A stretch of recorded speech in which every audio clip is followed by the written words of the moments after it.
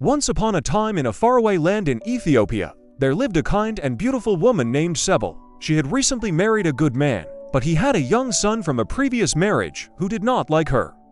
The boy missed his real mother very much and did not want Seble to replace her.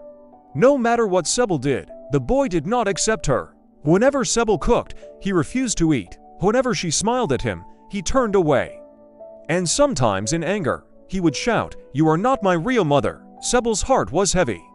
She wanted peace in her home and to become a loving mother to the boy, but he would not let her in. No matter how hard she tried, he kept rejecting her. One day, she went to a wise old healer in their village. She bowed before the old woman and said, "Mother, please help me. I want my stepson to love me, but nothing I do works. Give me a potion that will win his heart." The healer thought for a long time. Then she said, "Yes, child, I can make such a potion. But first you must bring me one special ingredient, a whisker from a living lion." Seble gasped, "A lion? How can I do that? The beast will surely kill me." The healer smiled gently. "If you truly desire peace in your home, you will find a way. But you must use patience, courage, and gentleness. Return only when you have the whisker." Though very afraid, Seble was determined to do whatever it took to win the love of her stepson.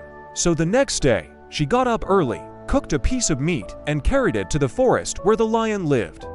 From a safe distance, she laid the meat near his den and quickly ran away. The lion came out of his den, sniffed the air, and ate the meat. The following day, Seble returned with more food. Again, she placed it nearby and fled. The lion also ate this food. Day after day, week after week, Seble continued to bring food for the lion. At first, her legs shook with fear, but over time, the lion grew used to her visits. He no longer roared when she appeared, nor did he bare his teeth. Then, one day, Seble gathered all her courage and stayed while the lion ate.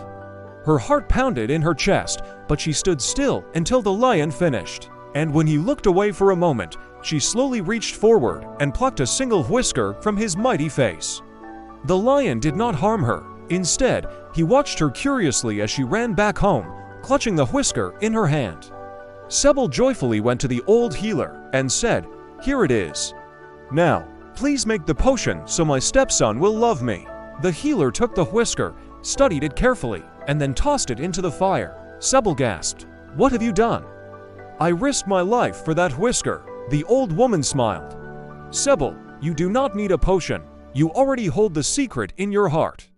To win the lion's trust, you showed patience, gentleness, and courage. Use these same gifts with your stepson, and in time, he will learn to love you." Seble realized the truth in the healer's words.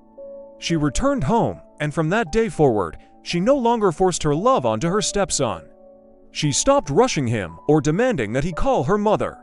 Instead, she treated him with quiet patience and steady kindness. Whenever he grew angry, she stayed calm and didn't scold him.